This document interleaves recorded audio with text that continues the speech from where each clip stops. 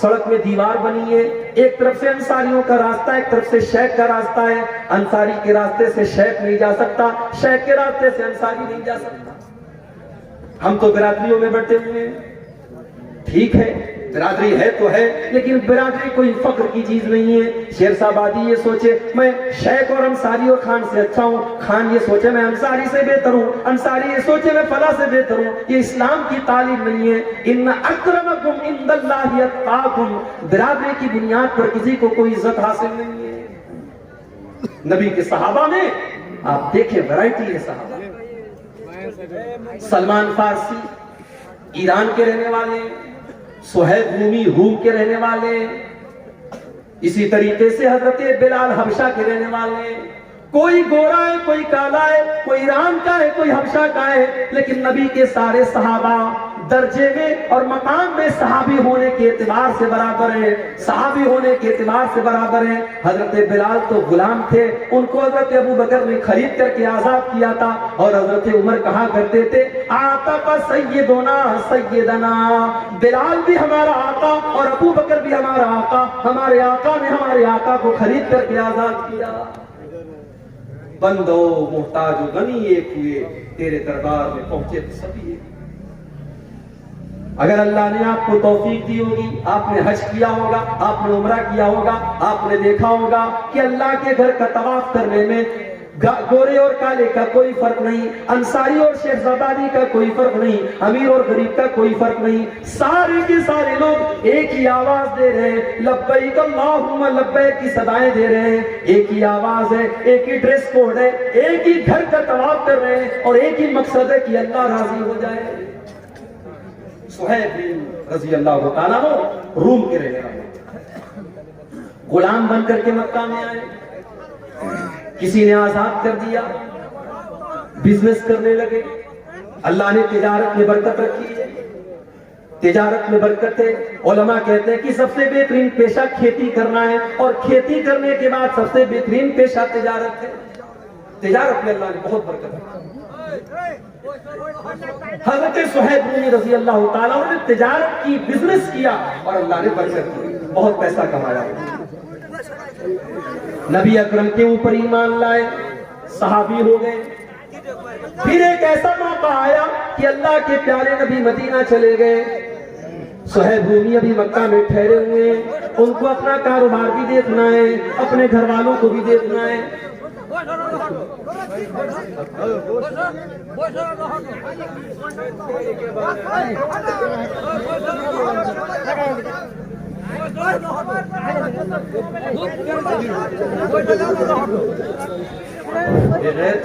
آپ حضرات سے گزارش ہے اطمینان سے سنیں اور سننے والے کو سننے دیں،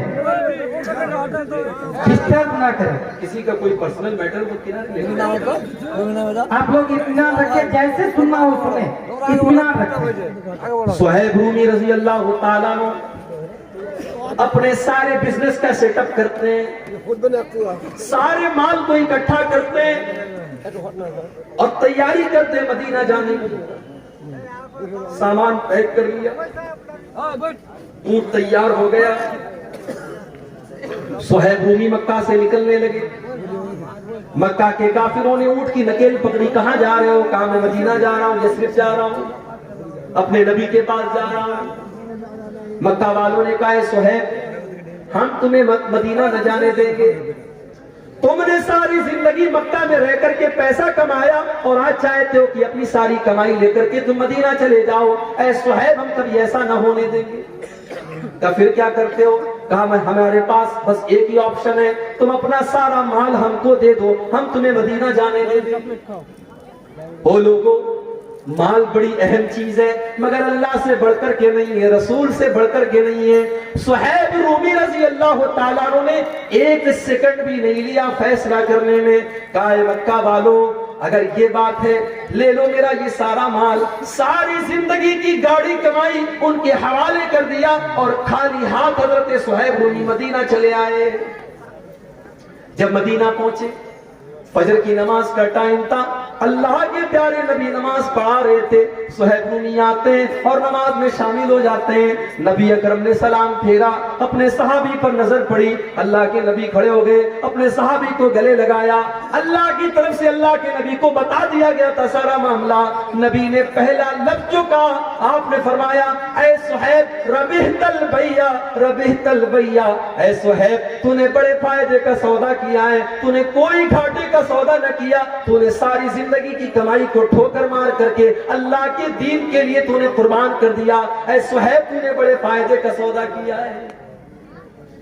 آج تو کروڑوں کمانے والا، لاکھوں کمانے والا مسجد کے اندر جب چندہ دینے کی بات آتی ہے تو 5 کا سکہ تلاش کرتا ہے، 10 کی نوٹ تلاش کرتا ہے، بیوی کے لیے شاپنگ کرنے کے لیے 2000 کی نوٹ نکالتا ہے، بچوں کے شوق کے لیے 500 کی نوٹ نکالتا ہے، اور بیچاری مسجد اور مدرسہ ایک ایسی چیز ہے وہاں 10 کی نوٹ آپ کو زیادہ ملتی ہے۔ یہ ہمارے دل کا حال ہے۔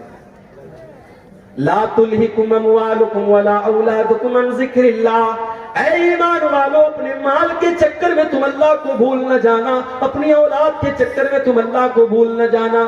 اگر ایسا کرو گے فاولئک ھم الخاسرون، تو تم سے زیادہ گھاٹے میں کوئی نہ ہوگا۔ ایک آیت کا مطلب میں نے سمجھا دیا، اب دوسری آیت کا مطلب سمجھ کر کے بات ختم کریں گے ہم۔ وَأَنفِقُوا مِمَّا رَزَقْنَاكُم مِّن قَبْلِ أَن يَأْتِيَ أَحَدَكُمُ الْمَوْتُ، اور اے ایمان والو جو روزی ہم نے تم کو دی ہے اس میں سے خرچ کرو، صدقہ کرو، زکوٰۃ دو، غریبوں کو دو، یتیموں کو دو، مدرسوں میں دو، مسجدوں میں دو، اللہ کی راہ میں خرچ کرو۔ کب خرچ کرو؟ کب خرچ کرو؟ باپ مر گیا، باپ کے مرنے کے بعد بیٹا مسجد میں چندہ دے رہا ہے، میں اس کو ناجائز نہیں کہتا میرے بھائی، جائز ہے، مگر بہتر یہ ہوتا کہ باپ اپنی زندگی میں خود صدقہ دے کر کے جائے۔ ماں کا انتقال ہو گیا، ماں زندہ تھی تو ماں کے اوپر آپ 10 روپیہ خرچ کرنے کے لیے تیار نہیں تھے، ماں کا انتقال ہو گیا، آپ اس کی طرف سے لاکھوں اللہ کے گھر میں دے رہے ہیں، یہ کوئی اچھی علامت نہیں ہے۔ بہتر یہ ہوتا کہ ماں کی زندگی میں آپ ماں کی قدر کرتے۔ وَأَنفِقُوا مِمَّا رَزَقْنَاكُمْ، اے ایمان والو جو روزی ہم نے تم کو دی ہے تم اس میں سے خرچ کرو، مِن قَبْلِ أَن يَأْتِيَ أَحَدَكُمُ الْمَوْتُ، موت کے آنے سے پہلے۔ اب یہ موت کب آئے گی کوئی نہیں جانتا، کوئی نہیں جانتا کہ موت کب آئے۔ میرے نوجوان ساتھیوں، آج آپ رات رات پر موبائل کے اوپر گندے کام کر رہے ہیں، کیا سوچ کر کے کر رہے ہیں؟ ابھی تو جوانی کے دن ہے، ابھی تو جسم کے اندر طاقت ہے، جب بڑھاپا آئے گا تو ہم بھی نمازی بن جائیں گے، ہم بھی داڑھی رکھ لیں گے، ہمارے ماتھے پر بھی سجدے کا نشان آ جائے گا۔ میرے نوجوان ساتھیوں، کیا آپ اس بات کی گارنٹی دے سکتے ہیں کہ آپ بڑھاپے تک زندہ ہی رہیں گے؟ ارے بڑھاپا تو بہت دور کی بات ہے، بڑھاپا تو بہت دور کی بات ہے، آپ تو اس بات کی گارنٹی بھی نہیں دے سکتے کہ کل کی صبح کا سورج آپ دیکھیں گے۔ ہمارے بڑے اچھے دوست تھے، نوجوان عالم دین تھے، بہار اور جھارکھنڈ میں ہم لوگوں نے ساتھ میں پروگرام بھی کیا تھا۔ ہمارے اتر پردیش کے رہنے والے تھے مولانا عبد الرحمن ساجد سلفی، ہمارے بنارس سے جامعہ سلفیہ سے انہوں نے پڑھائی بھی کی تھی۔ ممبئی کے اندر کرلا میں ایک مسجد کے امام تھے، بہت اچھے مقرر تھے اور بہت اچھے انسان تھے، خوبصورت بھی تھے، خوبصورت بھی تھے۔ ابھی پچھلے ہفتے کی خبر ہے، مولانا عبد الرحمن صاحب ایک پروگرام میں پونا جاتے ہیں، وہاں پہ تقریر کرتے ہیں اللہ تعالیٰ کی توحید کے بارے میں، اس کے حقوق کے بارے میں۔ تقریر کرنے کے بعد رات ہی میں وہ ممبئی کے لیے چلنے لگتے ہیں، کیونکہ وہ ایک مسجد کے امام ہیں اور مسجد کی کمیٹی نے یہ کہہ کر کے رکھا ہے کہ آپ کو ہر حال میں فجر کی نماز میں رہنا ہے۔ وہ لوگوں، مولوی کوئی روبوٹ تو نہیں ہوتا، مولوی کوئی مشین تو نہیں ہوتا، اس کے پاس بھی تو ضرورتیں ہو سکتی ہیں، اس کے پاس بھی تو مجبوریاں ہو سکتی ہیں۔ تم نے مولویوں کو مشین سمجھنا کیوں شروع کر دیا ہے؟ بند کر دو مولویوں کو مشین سمجھنا۔ مدرسوں میں پڑھانے والے مولویوں کو آپ نے 5,000 روپے کی تنخواہ پر رکھا، ارے 5,000 کی تو لوگ چائے اور پان کھا جاتے ہیں، پی جاتے ہیں۔ 5,000 میں وہ مولوی किस तरीके से अपने बच्चों का पेट पालेगा, कभी आपने सोचा? वो बेचारा 10 साल तक मदरसे की पतली दाल पी करके और बगैर छिला हुआ आलू खा करके उसने मदरसे में पढ़ाई की, लोगों के दरवाजों पर भिखारी बन करके जागीर का खाना उसने खाया, और आज जब वो आलिम दीन बन करके आया, आपने 5000 में और 7000 में उसको मस्जिद का इमाम बनाया। शर्म आनी चाहिए। मस्जिद के इमाम से ज्यादा तो मोहल्ले में झाड़ू लगाने वाले की और सफाई करने वाले की तनख्वाह है। शर्म आनी चाहिए। और उसके बाद इतनी पाबंदी है कि साहब पूरा मोहल्ला मस्जिद में नजर ना आए। अगर इमाम बेचारा किसी दिन फजर में नहीं आया, मौलवी साहब आप फजर में नजर नहीं आए, पूरा एक एक नमाजी जब तक पूछ न ले और तहकीकात न कर ले तब तक मौलवी को नहीं छोड़ेगा। उसके बाद भी तो जरूरतें हो सकती हैं मेरे भाई। और एक बहुत बड़ा फितना ये भी है, आपने इमाम साहब के लिए कमरा बनवाया, बड़ा एहसान किया, बड़े एहसान के साथ तो कहते हैं हमारे यहाँ इमाम साहब के लिए कमरे का भी इंतजाम है। कैसा कमरा है? छोटी सी कोठरी है। बेचारा इमाम सर एक दीवार में उसका टकरा रहा है तो पैर दूसरी दीवार में टकरा रहा है। इतना बड़ा कमरा होता है इमाम साहब का कि वो मुर्गी का दरबा भी उससे बड़ा होता है। वो बेचारा फैमिली लेके नहीं रह सकता। उसकी बीवी बेचारी जिंदगी भर शादीशुदा होने के बाद भी अपने शौहर से दूर रहे। ओ लोगों, तुमने इन मौलवियों की जिंदगी को ऐसा क्यों बना दिया? मदरसों में पढ़ाने वाले टीचरों के लिए आपने फैमिली क्वार्टर का इंतजाम क्यों न किया? कल अगर उस मौलवी के कदम बह के, उस इमाम के कदम बह के, उस खतीब के कदम बह के, उस टीचर के कदम बह के, वो तो गुनहगार होगा ही होगा, हम और आप भी कम गुनहगार न होंगे। हमने उनको अपनी फैमिली से दूर करके बहुत बड़ी आजमाइश में डाला है।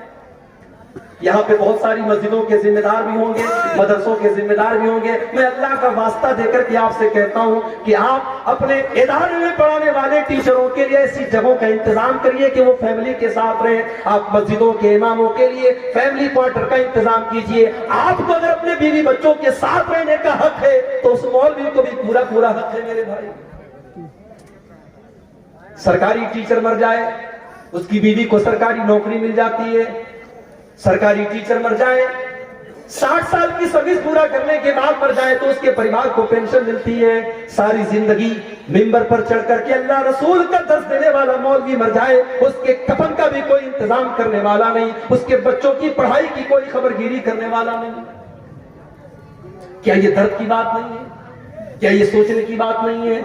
मेरे भाई, दुनिया की हर कौम अपने गुरु की, अपने टीचर की, अपने उस्ताद की इसका सम्मान करती है। हमारी कौम तो सबसे ज्यादा मौलवियों के अंदर कीड़ा निकालती है।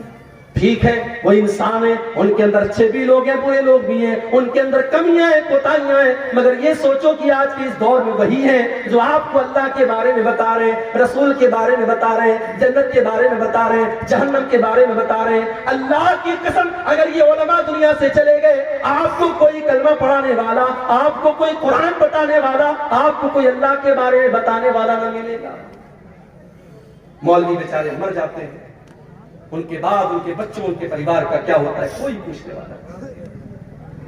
अब्दुल रहमान सलफी साहब, फजर की नमाज पढ़ाना है, बहुत जल्दी है।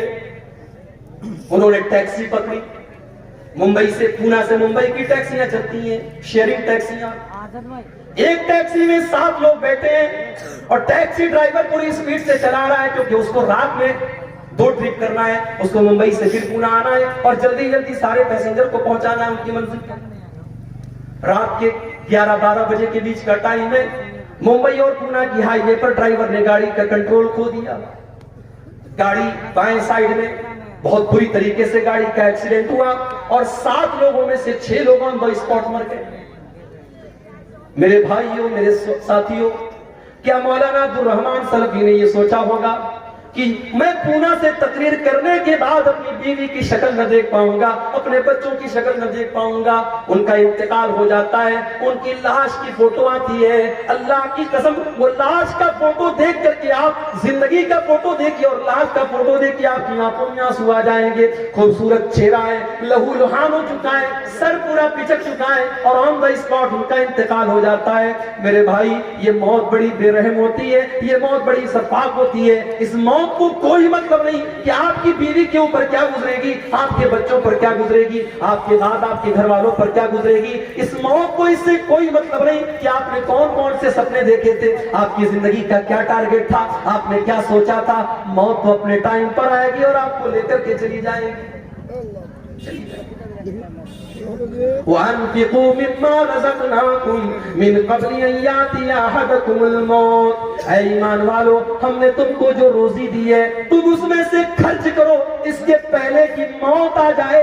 فَيَقُولَ رَبِّ لَوْلَا أَخَّرْتَنِي إِلَىٰ أَجَلٍ قَرِيبٍ، اور جب موت آ جائے گی تو انسان کہے گا اے اللہ تھوڑا سا موقع اور دے دیتا، تھوڑا سا ٹائم اور دے دیتا، اے اللہ بہت پیسہ میرے بینک میں رکھا ہوا تھا میں تیری راہ میں صدقہ کر دیتا، اے اللہ میں تیرے راستے میں دے دیتا۔ لیکن موت کے بعد سوائے پچھتانے کے ہمارے ہاتھ میں کچھ نہیں رہے گا۔ موت کے بعد انسان دوبارہ دنیا میں آنے کی تمنا کرتا، لیکن بہت ساری آرزویں ایسی ہوتی ہیں جو کبھی پوری نہیں ہو سکتی۔ مرنے کے بعد کبھی دنیا میں کوئی واپس نہیں آئے۔ کبھی رات میں کمرے میں آپ لیٹے ہو اور لائٹ چلی جائے تو عورتیں تو ڈر جاتی ہیں، بچے ڈر جاتے ہیں، بالکل اندھیرا ہو جاتا ہے، ہم بھی ڈر جاتے ہیں۔ انسان بالکل اندھیرا ہو جائے تو انسان سوچنے لگتا ہے کہاں جائے، دروازہ کدھر ہے، سوئچ کدھر ہے، سامان کدھر ہے، انسان سوچنے کو مجبور ہو جاتا ہے۔ وہ لوگوں جب رات میں کبھی آپ کمرے میں تنہائی میں ہوتے ہیں اور لائٹ چلی جائے، اندھیرا ہو جائے، کیا آپ اس وقت کے بارے میں نہیں سوچتے جب آپ اپنی قبر میں ہوں گے اور وہاں بھی اس سے زیادہ اندھیرا ہوگا اور وہاں پر آپ کو بچانے والی کوئی بیوی نہ ہوگی، وہاں پر آپ کو بچانے والے کوئی ماں باپ نہ ہوں گے، کوئی رشتہ دار نہ ہوگا، اس موت کے بارے میں، اس قبر کے بارے میں ہم کیوں نہیں سوچتے؟ اس موت کے بارے میں کیوں نہیں سوچتے؟ موت کے آنے کے بعد انسان یہ تمنا کرے گا کہ کاش ہمیں دوبارہ دنیا میں آنے کا موقع دے۔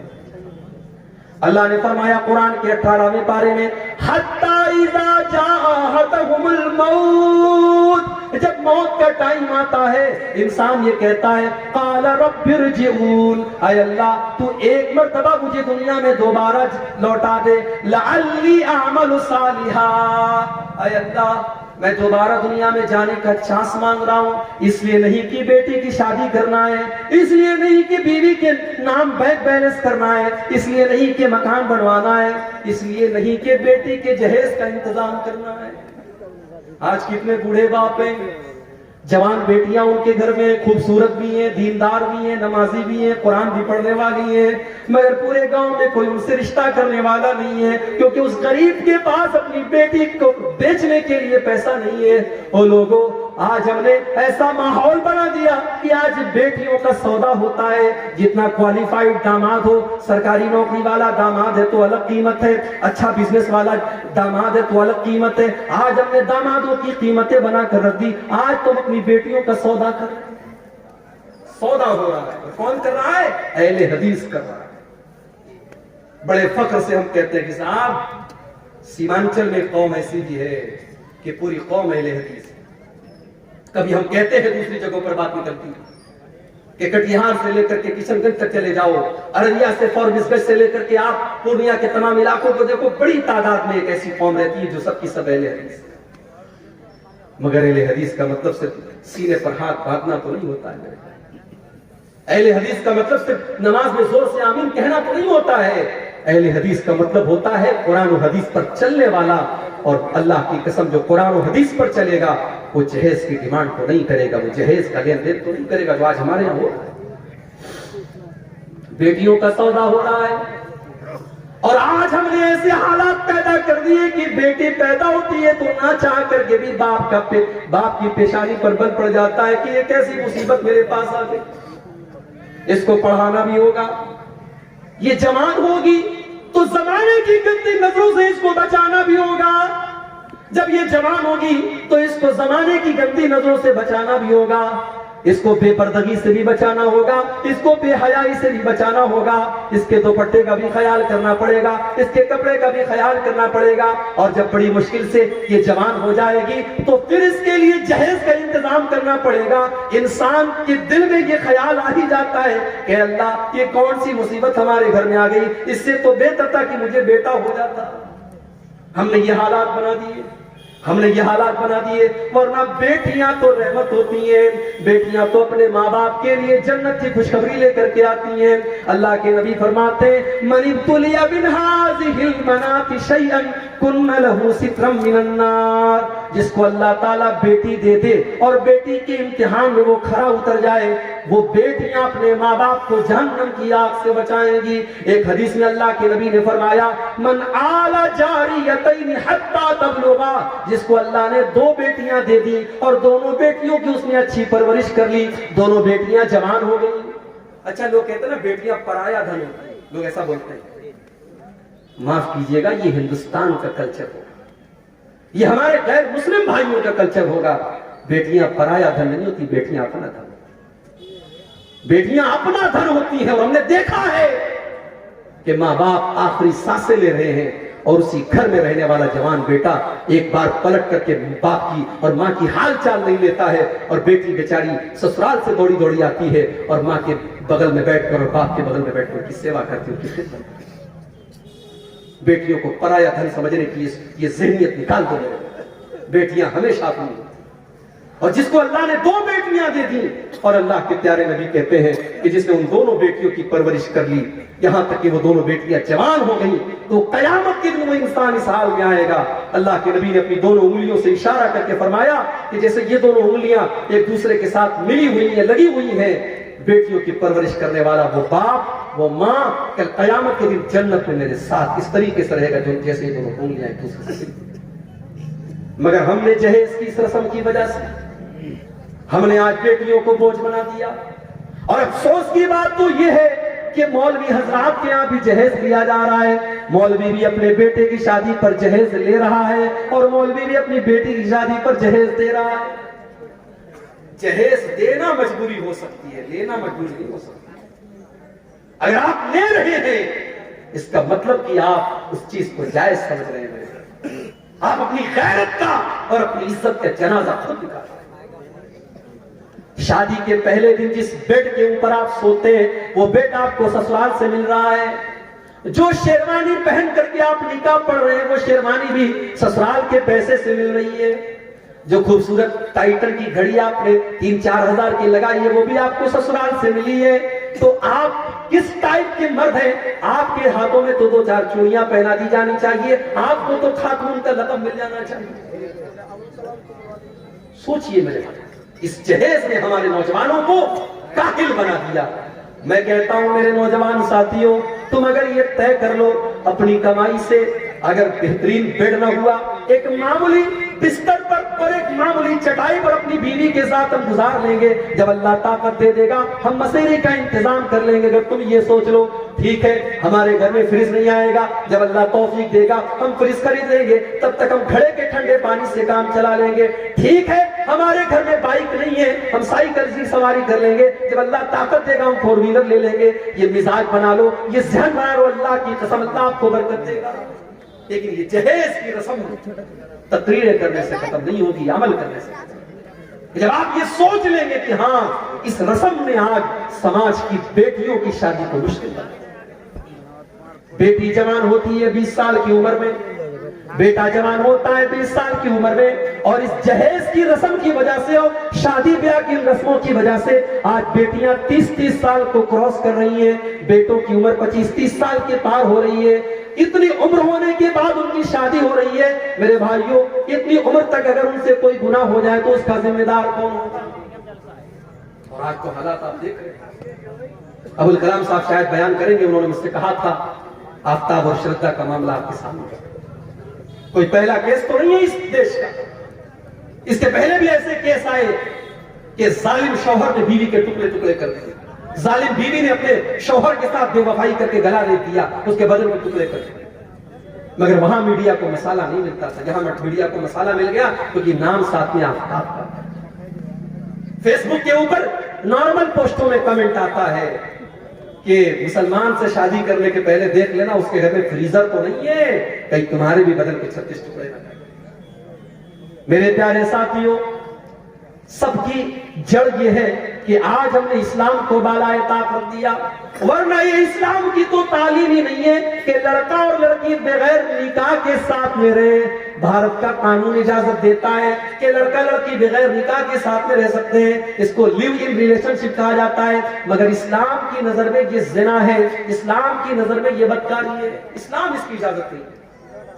ارے اسلام تو اس بات کی بھی اجازت نہیں دیتا کہ نکاح کے ٹائم آپ کے دل میں یہ مقصد ہو کہ میرا مقصد صرف اپنی سیکسول ڈیزائرز کو پورا کرنا ہے، اپنی جسمانی خواہشات کو پورا کرنا ہے۔ اگر صرف خواہش کو پورا کرنے کے لیے آپ نکاح کر رہے ہیں تو معاف کیجئے، نکاح کا یہ مقصد نہیں ہے۔ اللہ نے قرآن میں فرمایا محسنین غیر مسافحین، نکاح کا مقصد گھر بسانا ہے۔ آپ گھر بسانے کے لیے نکاح کر رہے ہیں، اس لڑکی کو آپ گھر میں لا رہے ہیں تاکہ ایک نیا پریوار بسائیں، ایک نیا گھر بنائیں۔ تو جہیز کی اس رسم کی وجہ سے بھی آج سماج میں بڑی برائی ہے۔ اللہ نے فرمایا کہ اس کے پہلے کی موت آ جائے، اس کے پہلے کی موت آ جائے تم اللہ کے راستے میں خرچ کرو۔ جب موت آ جائے گی تو تم یہ کہو گے کہ اے اللہ کاش تو مجھے تھوڑا سا وقت اور دے دیتا تاکہ میں تیری راہ میں صدقہ اور خیرات کرتا۔ اللہ نے فرمایا وَلَن يُؤَخِّرَ اللَّهُ نَفْسًا إِذَا جَاءَ أَجَلُهَا، لیکن جب موت کا ٹائم آ جائے گا تو ایک سیکنڈ بھی کسی کو مہلت نہیں ملے گی، ایک سیکنڈ بھی کسی کو مہلت نہیں ملے گی۔ ایمان تو فرعون بھی لایا تھا، جی ہاں فرعون بھی ایمان لایا تھا۔ کب لایا تھا؟ جب موت کو سامنے دیکھا۔ جب فرعون ڈوبنے لگا تو فرعون نے کہا آمنت بالذی آمنت بہ بنو اسرائیل، میں اس اللہ کے اوپر ایمان لاتا ہوں جس اللہ کے اوپر بنی اسرائیل ایمان رکھتے ہیں۔ اللہ نے فرمایا الآن وقد عصیت من قبل، اے فرعون تو اب جا کر کے ایمان لا رہا ہے، اب تیرے ایمان لانے کا کیا فائدہ، تیری ساری زندگی تو گناہوں میں گزری ہے۔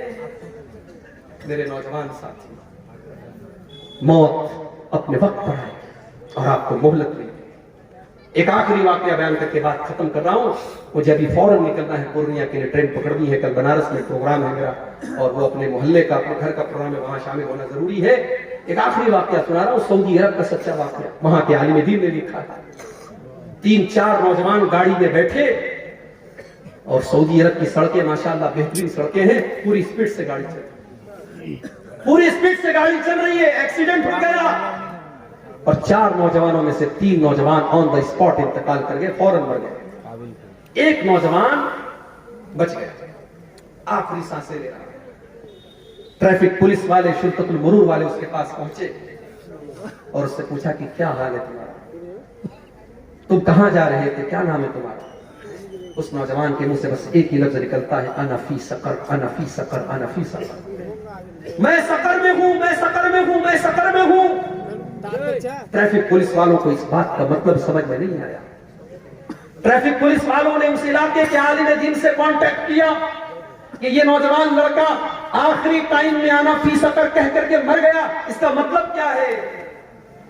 عالم دین نے، مولوی صاحب نے کہا کہ اس کا مطلب تمہیں قرآن کے 29ویں پارے میں قرآن کا 29واں پارہ اٹھاؤ، اللہ فرماتا ہے جب جنتی جنت میں جائیں گے، جب جہنمی جہنم میں جائیں گے تو جنتی جہنمیوں سے پوچھیں گے ما سلککم فی سقر، تم سقر کے اندر کیسے چلے گئے؟ سقر مطلب بہت خطرناک گڈھا، جہنم کا ایک نام سقر بھی ہے کیونکہ جہنم گڈھے کی طرح ہے، اس طرح اس کے اندر گرے گا، اس لیے جہنم کا ایک نام سقر بھی ہے۔ جنتی جہنمیوں سے سوال کریں گے ما سلککم فی سقر، تم جہنم کے اندر کیوں چلے گئے؟ تو جہنمی کیا جواب دیں گے؟ قالوا لم نک من المصلین، ہم نماز نہیں پڑھا کرتے تھے۔ عالم دین نے کہا یہ نوجوان نماز نہیں پڑھتا تھا اور مرنے کے ٹائم اللہ تعالیٰ نے ایسا منظر اس کو دکھایا کہ اس نے محسوس کیا کہ وہ جہنم کی آگ میں جل رہا ہے، اس لیے وہ یہ کہہ کر کے دنیا سے گیا کہ انا فی سقر، انا فی سقر، میں سقر میں ہوں، میں سقر میں۔ میرے عزیزوں، میرے نوجوان ساتھی، بڑے درد کے ساتھ آپ سے گزارش کرتا ہوں کہ اپنی جوانی کا مس یوز کرنا بند کر دو، یہ موبائل کا غلط استعمال کرنا بند کر دو۔ 2 چیزوں کی گارنٹی لے لو، 2 چیزوں کی گارنٹی لے لو، اپنے نوجوان بھائیوں سے بھی کہتا ہوں، اپنی ماں بہنوں سے بھی کہتا ہوں۔ اللہ کے نبی نے فرمایا 2 چیزوں کی مجھے گارنٹی دے دو، میں تمہیں جنت کی گارنٹی دے دوں، ازمن لکم الجنہ، 2 چیزوں کی گارنٹی دے دو، میں جنت کی گارنٹی دیتا ہوں۔ ایک زبان کی گارنٹی دے دو، زبان کی گارنٹی دیتا ہوں کہ زبان کا غلط استعمال نہیں کریں گے، جھوٹ نہیں بولیں گے، غیبت نہیں کریں گے، چغلی نہیں کریں گے، گندی باتیں منہ سے نہیں نکالیں گے، اور دوسرے شرمگاہ کی گارنٹی لے لو کہ زنا اور بدکاری کے قریب نہیں جائیں گے۔ زنا کرنا یہ تو آخری گناہ ہے، زنا کے قریب لے جانے والی چیزیں۔ آپ کسی غیر محرم لڑکی سے بات کر رہے ہیں، آپ کو جتنا بھی کانفیڈنس ہوتے ہو کہ ارے میں اس حد تک نہیں جاؤں گا، لیکن آپ نے زنا کے راستے پر اگر قدم رکھا ہے تو اس بات کا خطرہ بہرحال موجود ہے کہ کل آپ اس دلدل میں پھنس جائیں گے۔ تو ان دو چیزوں کی اگر ہم کو گارنٹی دے دے میرے بھائیوں، تو اللہ کے نبی کہہ رہے کہ میں تمہیں جنت کی گارنٹی۔ یہ چند باتیں تھیں ان دونوں آیتوں کے متعلق جو سورہ منافقون کی آخری دو آیتیں ہیں۔ اللہ سے دعا ہے رب العالمین ہم سب کو اپنے اعمال کی اصلاح کرنے کی توفیق عطا فرمائے۔ رب العالمین ہمارے نوجوانوں کی، ہمارے ماں بہنوں کی خاص طور سے اصلاح فرمائے، جب تک ہمیں دنیا میں زندہ رکھے، اصلاح پر زندہ رکھے، اور ہم سب کا خاتمہ ایمان پر